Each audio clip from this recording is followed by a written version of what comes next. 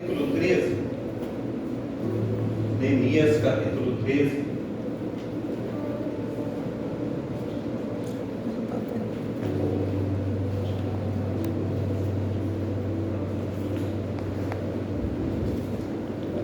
Aleluia. Glórias a Deus. Pode dar glória a Deus, aleluia. Pode. Glória a Deus, aleluia. Amém, Jesus. Aleluia. Tinha uma prima minha, casada com meu primo. Ela disse que na igreja dela não podia bater palma, não podia dar glória a Deus, aleluia. Falei, meu Deus, prova, né?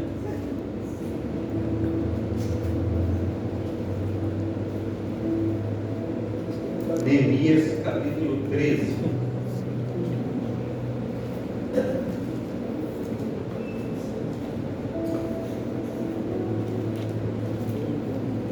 Está difícil de eu achar. Ali, ó, na tela. Na tela.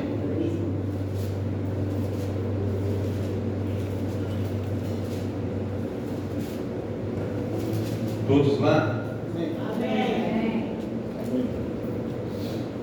Diz assim a epígrafe do texto: Neemias remove diversos abusos. Naquele dia deu-se no livro de Moisés aos ouvidos do povo, e achou-se escrito nele que os amonitas e os moabitas não entrassem jamais na congregação de Deus, porquanto não tinha saído ao encontro dos filhos de Israel com pão e água. Antes assalariaram contra eles a Balaão para os amaldiçoar, ainda que o nosso Deus converteu a maldição em bênção. Sucedeu, pois, que ouvindo eles, aleluia, esta lei, apartaram de Israel toda a mistura. Ora, antes disso, Eliasibe, sacerdote, que presidia sobre a câmara da casa do nosso Deus, se tinha aparentado com Tobias, e fizera-lhe uma câmara grande, onde antes se mantinha as ofertas de manjares, o incenso, os utensílios, os dízimos do grão, do mosto e do azeite, que se ordenara para os levitas e cantores e porteiros, como também a oferta alçada para os sacerdotes. Mas durante tudo isso, não estava eu em Jerusalém, porque no ano 32 de Artaxerxes, rei da Babilônia, vim eu ter com o rei, mas ao cabo de alguns dias tornei a alcançar licença do rei, e vim a Jerusalém, e compreendi o mal que Eliasibe fizera para beneficiar Tobias, fazendo-lhe uma câmara nos pátios da casa de Deus, e que muito me desagradou, de sorte que lancei todos os móveis da casa de Tobias fora da câmara, e ordenando eu, purificaram as câmaras, e tornei a trazer ali os utensílios da casa de Deus, com as ofertas de manjares e incenso. Também entendi que o quinhão dos levitas se lhes não dava, de maneira que os levitas e os cantores que faziam a obra tinham fugido cada um para a sua terra. Então contendi com os magistrados e disse: por que se desamparou a casa de Deus? Porém eu os ajuntei e os restaurei no seu posto. Então todo Judá trouxe os dízimos do grão e do mosto e do azeite aos celeiros, e por tesoureiro pus sobre os celeiros a Selamias, o sacerdote, e a Zadok, o escrivão, e Pedaias dentre os levitas, com eles Amã, filho de Zacur, filho de Matanias, porque se tinha achado fiéis, e se lhe encarregou a eles a distribuição para os irmãos. Amém? Até aí, para a honra e para a glória do nosso Senhor e Salvador Jesus Cristo. Amém? E a gente olha para as Sagradas Escrituras, para onde nós estamos aqui compenetrados, quando eu leio as Sagradas Escrituras, eu mergulho dentro dela e parece que eu estou assistindo tudo que está acontecendo. Parece uma televisão diante de mim assim, parece que eu vejo tudo que está acontecendo ali. E a gente olha aqui o governador Neemias, ele chorara muito para que fosse reestabelecida a ordem em Jerusalém. Ele, quando recebe a notícia de Anani, seu parente, e ele pergunta como está Jerusalém, e os irmãos que ficaram em Jerusalém, e ele disse: os irmãos estão passando de mal a pior. Os portões da cidade estão queimados a fogo, os muros estão em montões. Então, uma verdadeira ruína, não está nada bem. E ele chorou. Eu não sei se você já chorou algum dia que você sentou e ficou soluçando e chorou até cansar. E aí, depois do seu choro, ele começou a orar, e orava incessantemente. E eu olho para esse texto que nós estamos trazendo e vejo um homem que ele contempla o seu local de nascimento em ruína, mas a vida de Neemias, ela está a vento em popa, ele está bem. É como se eu, conforme saí da minha cidade natal, Carandaí, Minas Gerais, saí de uma situação ruim e viesse para o Rio de Janeiro e agora eu estivesse num trabalho muito bom, carro do ano, as coisas da melhor qualidade. Assim era a vida de Neemias. Neemias estava bem. Todo mês o salário caía na sua conta, Neemias estava bem, os filhos estavam bem colocados. Ele estava bem, mas o Espírito Santo de Deus entrou dentro do coração dele. Ele se comoveu da situação dos seus irmãos. Ele não contentava estar bem e olhar para a sua nação e ver a sua nação destruída. Eu vejo que tem que ser o sentimento de cada um de nós. Às vezes, quando começa o tiroteio aqui dentro, a minha esposa, ela entra em desespero. Ela fica dentro de casa, ela falando assim com Deus, eu não aceito isso. Olha o que está acontecendo, quantas pessoas inocentes. Olha esse barulho de arma. E aquilo está parecendo guerra. Deus, faça alguma coisa. Ela fica desesperada dentro de casa. E a gente começa a orar e clamar. Coração de um homem de Deus, de uma mulher de Deus, daqueles que têm um coração para com seu semelhante, ele não fica bem vendo a destruição da sua nação, vendo alguém que ele conhece, alguém que ele pode ajudar e ficar de braços cruzados.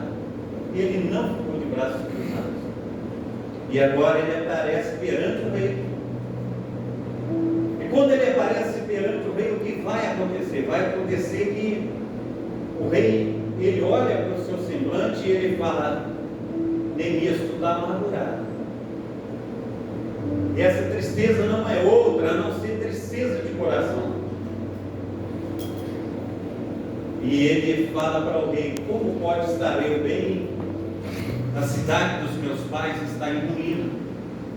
E o rei pergunta: o que me impede agora, Neemias? E Neemias sabia que não poderia aparecer diante do rei de qualquer maneira, com semblante triste, de que está sempre alegre, mesmo não estando alegre, porque ele poderia perigo de morte. Mas as orações de Neemias, o tempo que ele ficou de joelhos dobrados diante de Deus, quebrantou o coração do rei. E o rei falou com ele assim: quanto tempo você vai ficar ausente? Liberou ele, mas nessa liberação ele não poderia sair de diante do rei de qualquer maneira. Ele precisava de algo para o caminho. E ele lembra que ele precisava de cartas para estar passando de país em país. Ele precisava de cartas para reconstruir a cidade. Ele precisava de cartas para cortar madeira, para juntar pedras. Ele precisava de toda a ajuda possível. E segundo o texto diz, segundo a boa mão do meu Deus, tudo o rei concedeu a ele. E agora ele chega em Jerusalém. Ele diz que o único animal que ele tem é um cavalo.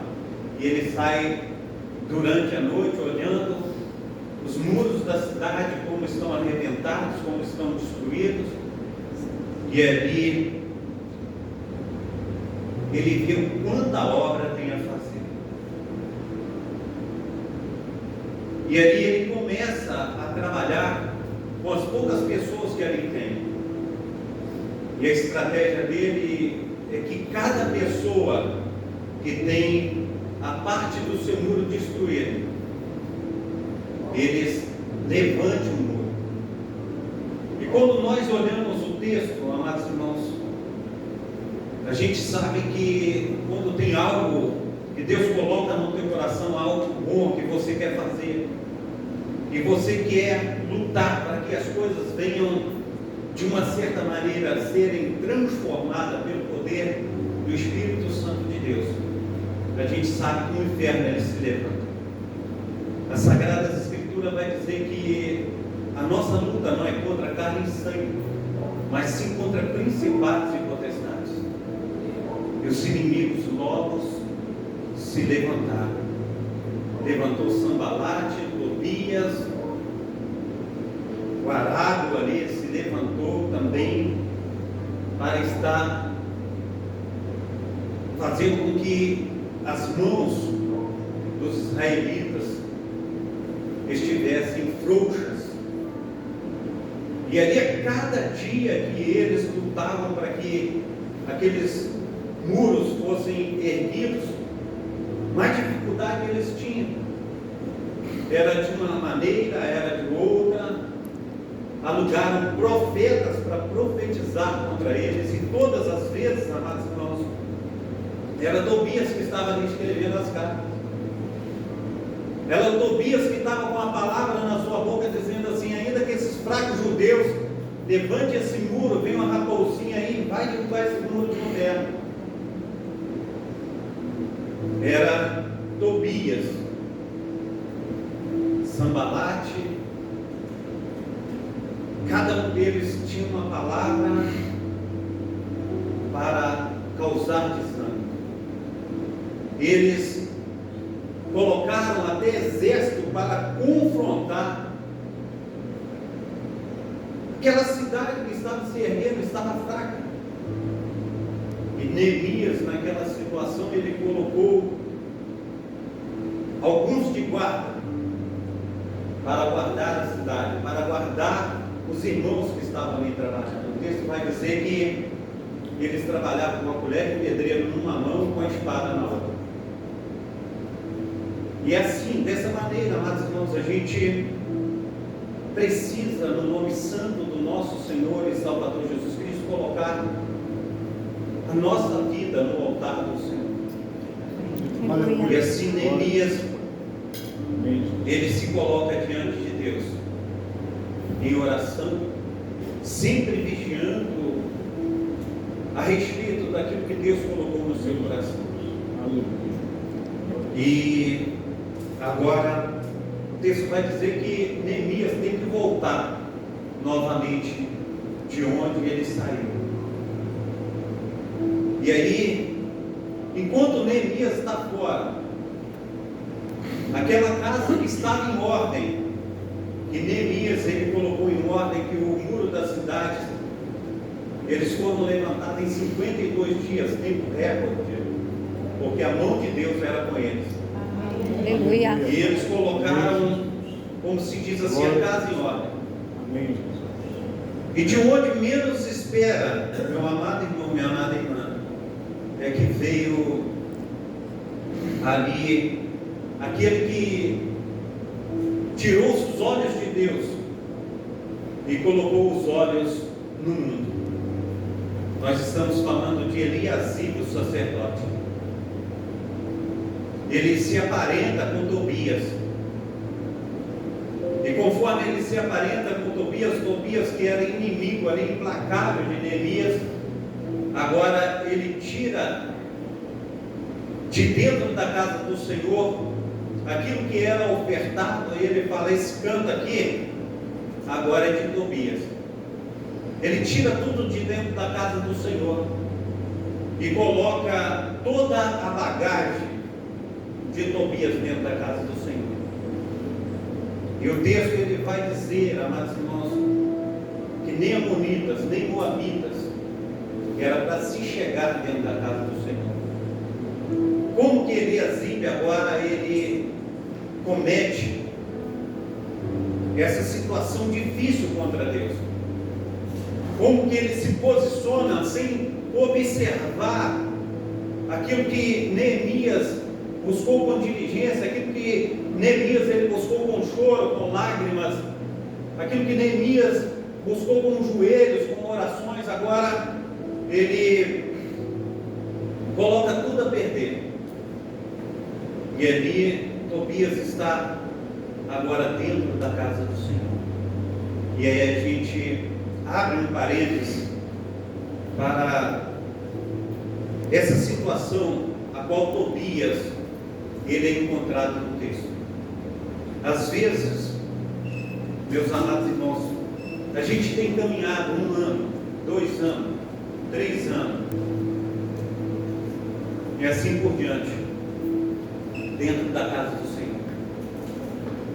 E a gente começa a viver uma vida que ela passa a ser uma coisa normal, passa a ser um cotidiano, e a gente deixa de observar os princípios elementares da palavra do Senhor. E às vezes esse tipo de Tobias ele toma lugar, conforme tomou lugar dentro da casa do Senhor, ele começa a tomar lugar dentro de nós.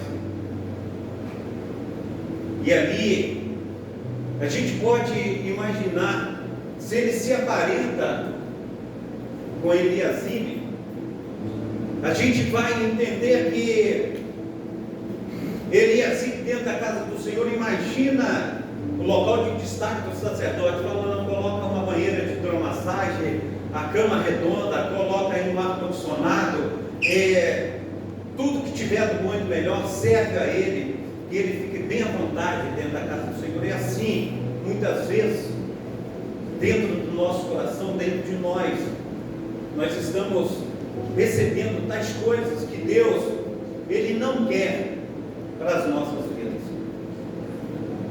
Porque nós precisamos, nesse tempo de guerra, nesse tempo de luta, nesse tempo terrível que nós estamos vivendo. Eu estava, hoje é quarta-feira, na sexta-feira eu estava pregando a respeito da situação que nós estamos vivendo no Rio de Janeiro. Eu estava trabalhando com meu sobrinho aqui dentro, na Rua Inharé, e assim, eu não vejo televisão, tem uns 14 anos que eu não vejo televisão mais. E durante a semana que eu estava lá com ele, na hora do almoço a gente parava, sentava um pouquinho e ali a televisão ligada. Durante aquela semana, 4 crianças de menos de 2 anos foram mortas pelos seus próprios pais, com hematomas roxos. O policial tomou um tiro na cabeça, um tenente. Delegado foi levado sequestrado. Mulheres foram mortas pelos seus próprios maridos. São esses tipos de Tobias que têm entrado dentro dos corações.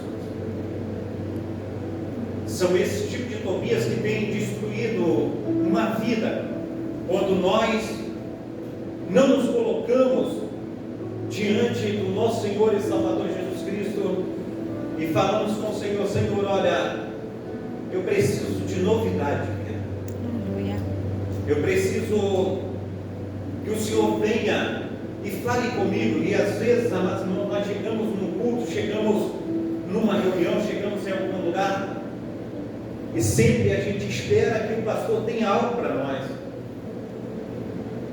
Mas o que eu quero te dizer é que a gente tem que ter algo para a igreja, algo para o pastor, algo para a pastora, algo para os nossos ministros, algo para os nossos irmãos que estão à nossa volta. Nós precisamos trazer a casa do Senhor.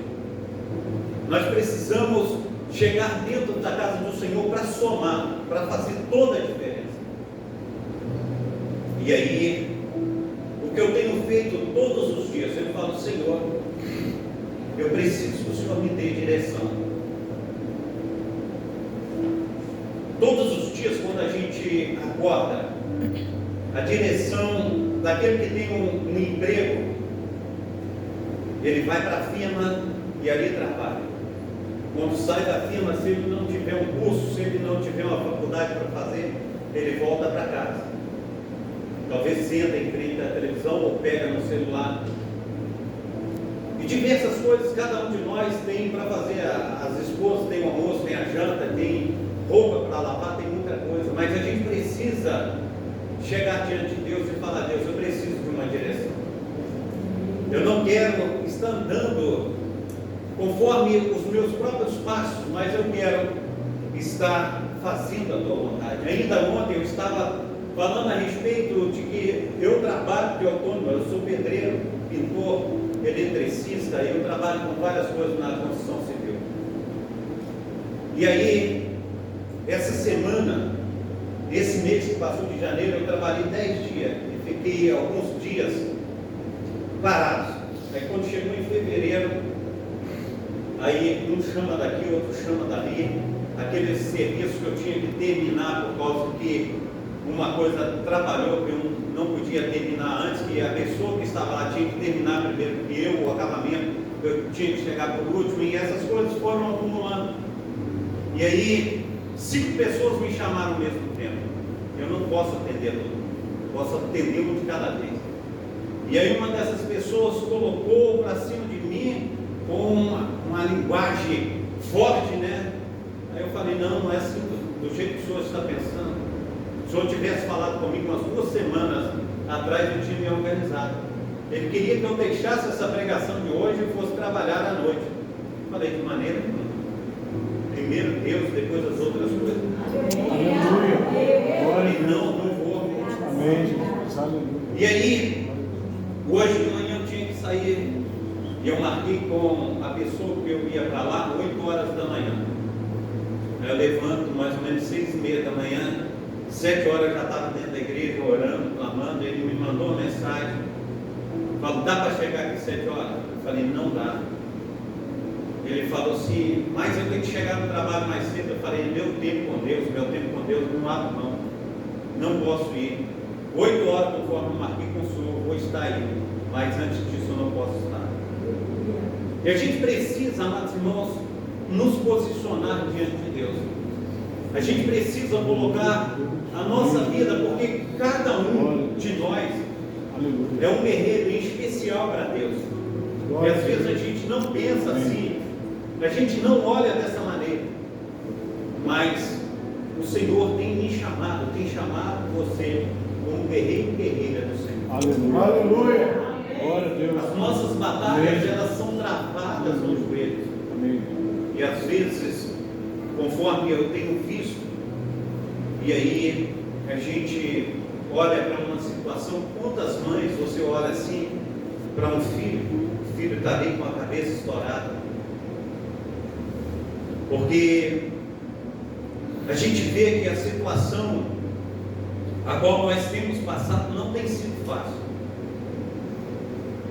E muitas vezes vai além do nosso poder, como eu posso dizer assim, nesse mundo. Mas o poder espiritual está na tua mão. O poder de Deus está na tua mão. Deus, ele fala em Mateus capítulo 28, versículo 18: foi-me dado todo o poder no céu e na terra. Portanto, eu digo a você, vai. E no texto está escrito: ide e pregai meu evangelho. Ide e ensinai a todos os povos e nações, batizando-os em nome do Pai, do Filho e do Espírito Santo. Nós precisamos entender que o que eu tenho dito é que às vezes a gente pensa que não, e eu já falei isso aqui. A gente olha para o nosso governo do Distrito Federal, pouca coisa se pode esperar. A gente olha o nosso governador do estado, eu não tenho visto nada a ser feito. Você olha para o município, nada tem sido feito. A polícia chega, fica do lado de fora, ela não entra. E aí, a igreja do nosso Senhor e Salvador Jesus Cristo, ela é a última fronteira. E nós temos que estar firmados. É por causa disso que Neemias repara as brechas do muro. E nós somos o muro do nosso Senhor e Salvador Jesus Cristo. Amém. E esses muros, Amém, eles têm que ser reparados. Glória a Deus. Nós precisamos entender que o Senhor, ele tem chamado a minha pessoa, a tua pessoa, de tabernáculo do Deus Altíssimo, templo do Espírito Santo. Amém. O Senhor habita em nós. E se o Senhor habita em nós, não tem nada que possa nos parar. Amém. Não tem nada, diz o Senhor, que as portas do inferno, elas não prevaleceriam contra a igreja de Deus. Aleluia. Então, em nome do nosso Senhor e Salvador Jesus Cristo, a gente olha para Neemias, quando ele volta de estar com o rei Artaxerxes. Ele chega e olha todo aquele mando e desmando dentro da casa do Senhor.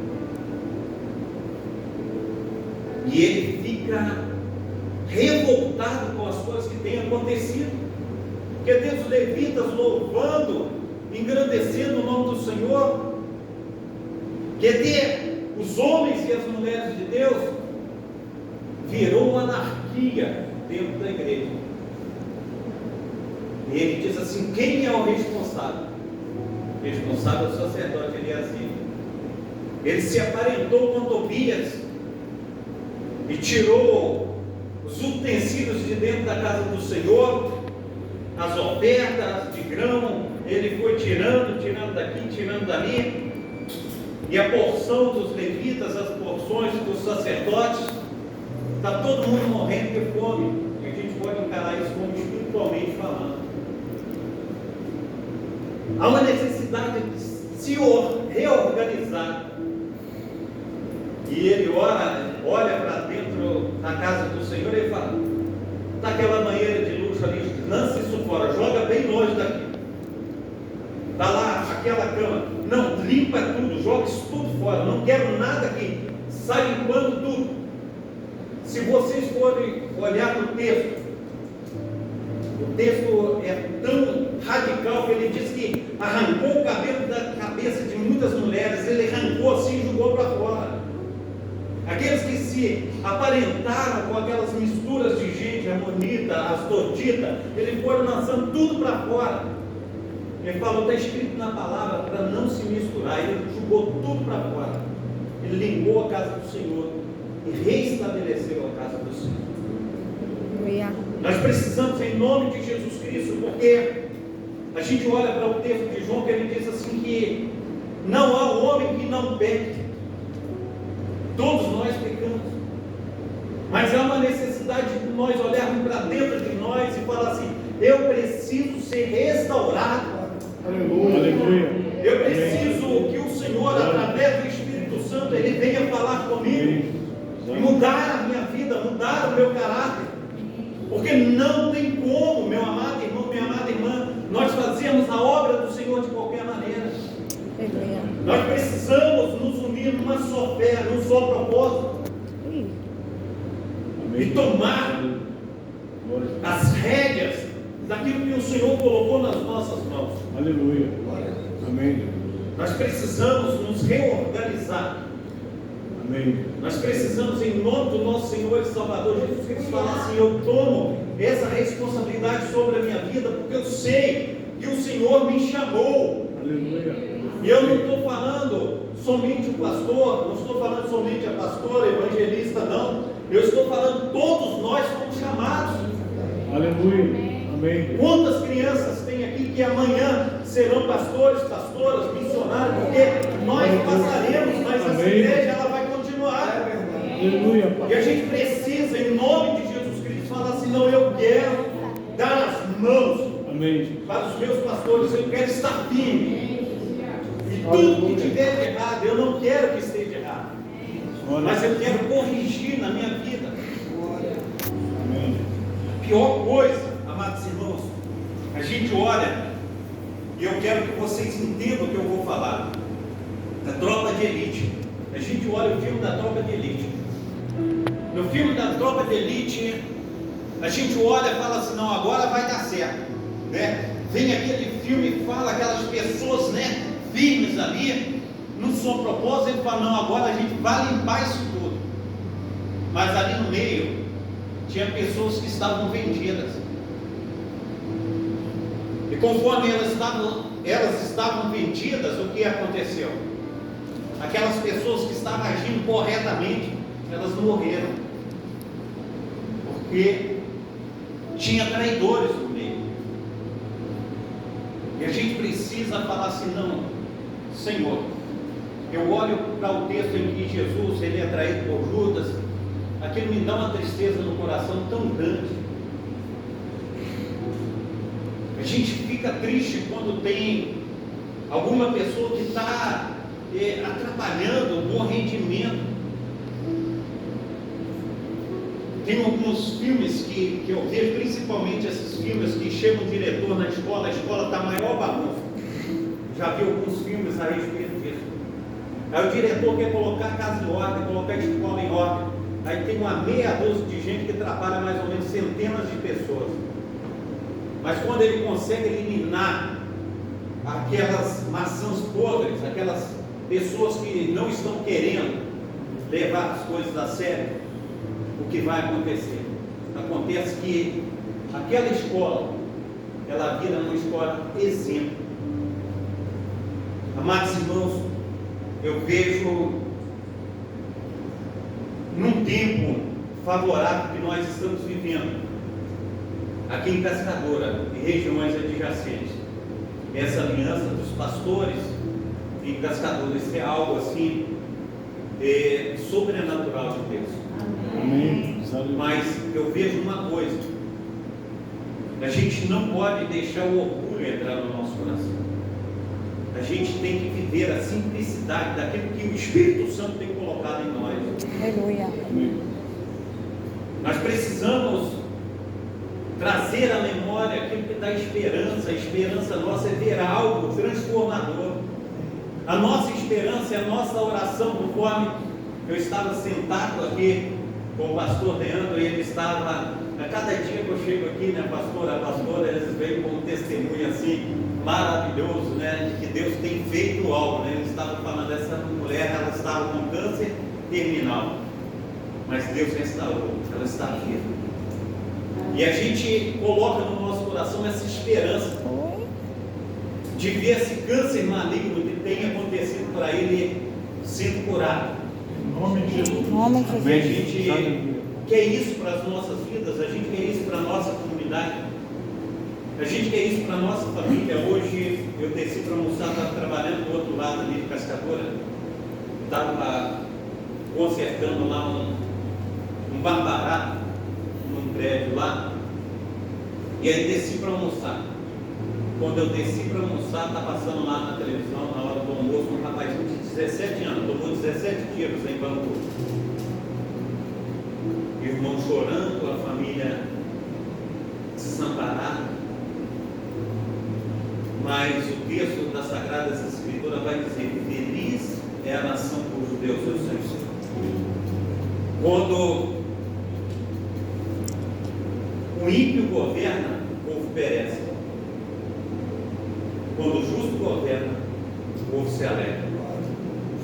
A gente precisa deixar de ter cambalachos no nosso governo. A gente precisa orar para que as coisas estejam tomando os trilhos certos. A gente precisa clamar ao Senhor a cada dia, a cada instante. A Bíblia vai dizer: muito pode em seus efeitos a oração de um justo. Aleluia. E a Amém. gente precisa clamar a cada dia, a gente precisa nos fortalecer. Aleluia. Nós precisamos saber e ter entendimento que quando nós nos colocamos em ação, segundo o poder que vem do alto, as coisas vão melhorar. Aleluia, Pai.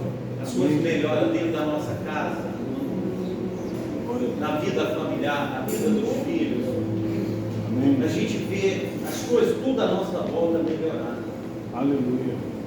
E eu estava ainda falando na pregação, porque independente das circunstâncias que estão à nossa volta, nós não podemos deixar de olhar para o autor e consumador da nossa fé. Aleluia. Aleluia. Ele nunca perdeu o controle de nada.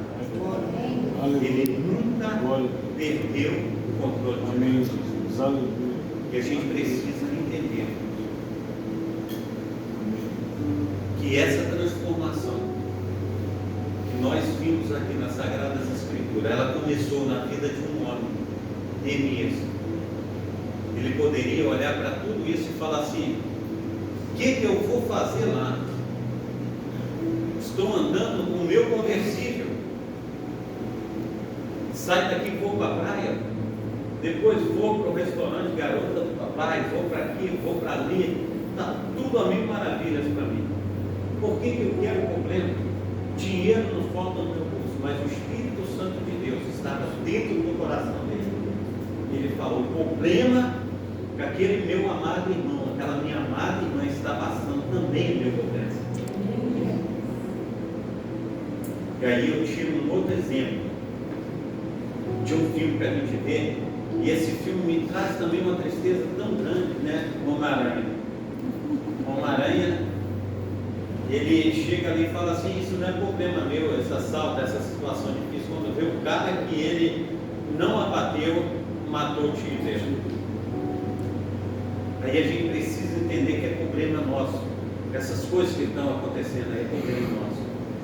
A gente precisa orar, a gente precisa clamar.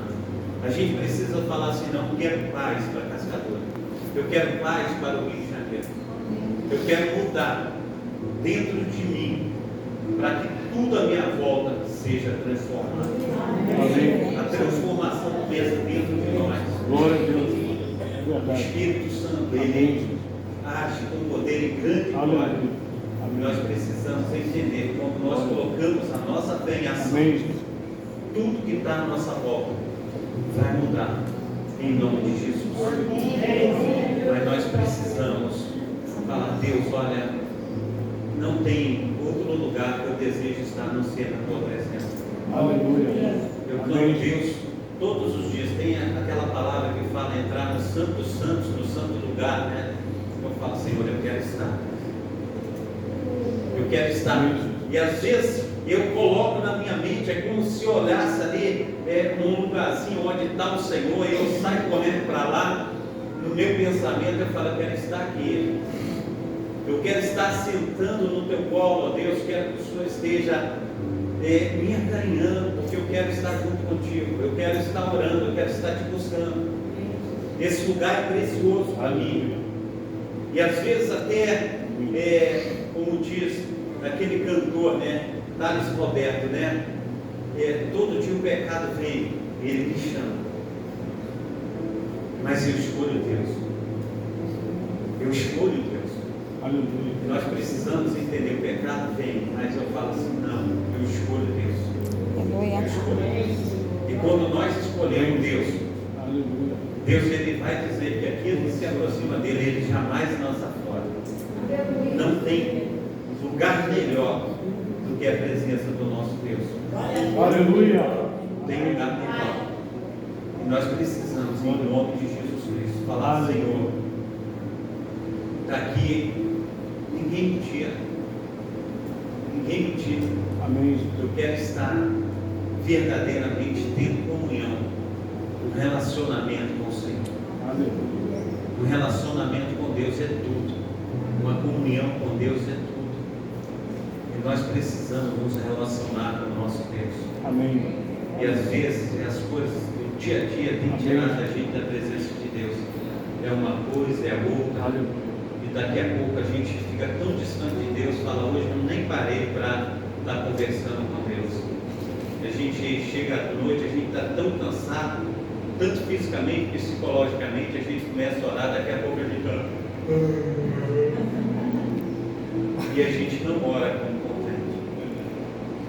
O Senhor, Ele quer que nós nos apresentemos a Ele. Aleluia. Amém. Aleluia. Eu tenho tido Amém. lá na igreja e tenho falado a respeito de agendas. Às vezes a gente tem uma agenda, eu tenho uma agenda que é minha, cotidiana, e tem a agenda de Deus. Glórias a Deus por isso, né? E às vezes a nossa agenda cotidiana, ela é mais respeitada do que a agenda de Deus. A gente não falha de maneira nenhuma para os nossos compromissos mundanos, mas os nossos compromissos espirituais a gente deixa em segundo plano. E a gente precisa respeitar os nossos compromissos com Deus. Verdade. Aleluia. Eu tenho ouvido assim o Senhor dizer a respeito das bodas do Cordeiro. O Senhor fala assim com o seu servo, sai, vai à cidade e fala com os meus convidados que o Cordeiro já foi morto. Aí quando chega o servo do Senhor lá e diz assim, olha, a mesa já está pronta. O Senhor mandou chamar você para as bodas do Cordeiro. E ele fala assim, eu comprei uma junta de boi e hoje eu vou à terra para testar. Quer dizer que arar a terra, testar uma junta de boi é mais precioso do que estar na presença do Senhor. Meu Deus. O outro diz assim, eu estou em núpcias, né? Me casei e estou em núpcias. Diga a ele, volto para me escusar, mas não poderei ir. Quanto tempo para namorar vai ter? Aí para estar na presença do Senhor, talvez é só aquele dia. E assim, quantas pessoas têm falado com o pastor, olha, eu não fui hoje porque era aniversário da minha sobrinha. Eu não fui hoje porque eu tive que ir no jogo do Flamengo. Eu não fui hoje porque tinha um compromisso assim, assado. E às vezes a agenda de Deus, ela fica segundo, terceiro plano. A gente nunca busca o Senhor em primeiro lugar. Mas na hora que dá uma dor de barriga, na hora que tem uma doença grave, um câncer, uma situação difícil, a gente pede a igreja A, a igreja B, a igreja C, aquele irmão que a gente passa lá do outro lado da rua, a gente já está gritando, olha por mim, estou passando por algum problema. E às vezes a gente, quando tem o nosso tempo, aquele tempo aprazível, a gente não quer servir, a gente não quer buscar. E a gente precisa buscar ao Senhor enquanto é tempo, enquanto se pode achar. A respeito do texto do Salmo 127, fala um outro texto lá em Lucas, se não me engano, capítulo 13, fala de um homem rico e sensato. Ele diz que tinha uma fazenda muito grande, plantou e o fruto da terra deu em abundância. Ele diz: o que farei? Derrubarei os meus celeiros e construirei outros maiores. Depois que tiver tudo nos celeiros, eu direi assim comigo mesmo, ele conversando com ele mesmo. Ele fala: senta, folga e regala-te, porque você tem fartura para muitos anos. Aí Deus brada lá do céu: hoje mesmo te pedirão a tua alma. E o que você tem para oferecer para com Deus? Não adianta ganhar o mundo inteiro e perder a sua salvação. A gente precisa buscar ao Senhor. A gente precisa, conforme nós somos chamados, ouvir a voz de Deus. Eu estava até outro dia, falando a respeito, quando o Senhor fala para a gente fazer algo difícil, a gente fala assim: olha, essa não é a voz de Deus, não. Quando é algo para nos beneficiar, a gente fala assim: é Deus purinho. E a gente precisa entender que a gente precisa nos sacrificar. Eu lembro que no início do meu ministério foi um tempo muito difícil. Eu fui levantado a presbítero na igreja e eu não tinha oportunidade de pregar, eu não tinha oportunidade dentro da igreja. Eu saía daqui de Cascadura, ia para Corumaú, e ali em Corumaú eu ficava sentado na igreja Assembleia, tem os lugares lá dos pastores ficar sentados, eu ficava lá. Foram 38 cultos sentados sem uma oportunidade para fazer nada. E aquilo me doía o coração, né? Porque quando você não coloca a pessoa para ali fazer com que o talento ele desenvolva, a pessoa ela fica ali numa situação difícil. E nesse tempo apareceu a pandemia. Eu lembro que todos os pregadores que iam pregar na nossa igreja, o nosso pastor ele filmava, tirava foto, colocava no Facebook. Quando me dava uma oportunidade, ele descansava lá, não tirava uma foto, não fazia uma filmagem. Eu falei: meu Deus, que prova, né? Aí eu lembro que veio a pandemia, e aí eu senti muito desejo no coração de fazer as lives para que os nossos amados irmãos da nossa igreja estivessem vendo, porque eu tenho membros na Tijuca, tinha membros na Barão Bom Retiro, tinha muitos membros para aquele lado de lá. Aí na pandemia eu sempre fazia as lives. E aí começou esse talento de pregar, ele começou a desenvolver. Hoje eu tenho quase 4.000 lives no Facebook, no YouTube, no Quai. Então são muitas pregações. E eu louvo e engrandeço o Senhor.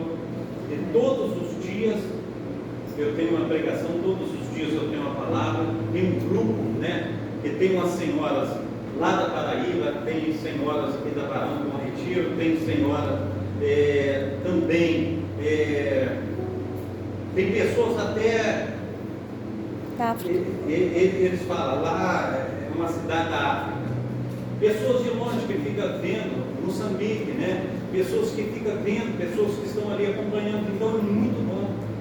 Então nós precisamos desenvolver os nossos talentos, saber que Deus está nos chamando, saber que Deus tem algo para nós, para a nossa vida. Já estou terminando. Eu lembro do chamado, a gente vê o chamado de Jonas. Deus fala para Jonas: vai à grande cidade de Nínive e prega a respeito da minha palavra contra ela. E Jonas, ele foge da presença do Senhor. E a gente vê quantas pessoas têm fugido da presença do O texto-chave de Jonas é quando ele está no ventre da baleia. Ele diz para Deus assim: do ventre do inferno eu clamei ao Senhor. Imagina, ele ali está passando pelo vale da sombra da morte. Ele clama ao Senhor. E quando ele clama ao Senhor, o Senhor responde, faz com que a baleia vomite ele na praia. Jonas, ele prega o evangelho mais curto das Sagradas Escrituras. Ele entra no início da cidade, sai no fim da cidade, ele não entra nem para a direita, nem para a esquerda, ele pega uma linha reta e sai falando da palavra do Senhor. Em 3 dias ele prega o evangelho. Ele fala: dentro de 40 dias, Nínive será subvertida, será destruída. E aí quem ouviu a palavra ouviu, quem não ouviu, não ouviu. A destruição vem mesmo, vai destruir todo mundo. Mas aconteceu que ele, com mal vontade de pregar, a palavra chegou ao rei. E o rei tira suas vestes reais, se veste de pano de saco. Escreve um edito, fala assim: olha, até os animais ficarão sem comer e sem beber durante 3 dias. E Deus se arrepende de fazer o mal que ele disse que faria. A gente precisa entender que o Senhor tem chamado a minha pessoa, a tua pessoa, para estar anunciando o evangelho. Glória a Deus. Porque Deus ele vai fazer toda a diferença através da minha vida, através da sua vida. Uma das coisas que eu sempre quis ser pregador do evangelho. Não vou dizer que eu não queria, que é mentira. Eu sempre quis. E tenho muito desejo de pregar o evangelho em todos os lugares. Eu tenho muito desejo de prego todo dia. Tem dia que eu prego 3 vezes por dia. Eu gosto muito. E o que a gente precisa entender? Que Deus, Ele tem chamado a cada um de nós. Quando Ele chama, às vezes eu falo assim, às vezes eu tenho as dificuldades de pronunciar o evangelho, de falar algo, e às vezes a gente pode entender que algumas pessoas que estão sentadas aí na nave da igreja também têm dificuldade. Mas eu quero dizer uma coisa para você. Às vezes a gente fala assim: quem prega bem é o Marcos Feliciano, né? Quem prega bem é esse e aquele. Mas a gente olha segundo o que diz como eu posso dizer, por aí vai dizer assim: 2 corpos não podem ocupar o mesmo lugar no espaço. Marcos Feliciano, ele só pode pregar num lugar. Ele não pode pregar em 2 ao mesmo tempo. Então, se ele prega lá, eu prego aqui. Glória a Deus. Não é? Então, se eu prego aqui, você prega em outro lugar. Porque aquilo que você pode fazer, ninguém vai fazer. É só você. Eu não vou estar na escola com você pregando o evangelho, porque é você que está lá, é você que Deus quer usar lá. Talvez no seu trabalho que você trabalha, eu não posso estar lá. Talvez na sua casa, quando recebe uma visita, eu não posso estar lá, mas você está lá para pregar o evangelho. Então Deus coloca cada um. Diz a palavra do Senhor que coloca um membro onde ele é aprovado. Então, onde é aprovado pelo Senhor, você há de abrir a sua boca e anunciar a boa nova. Amém.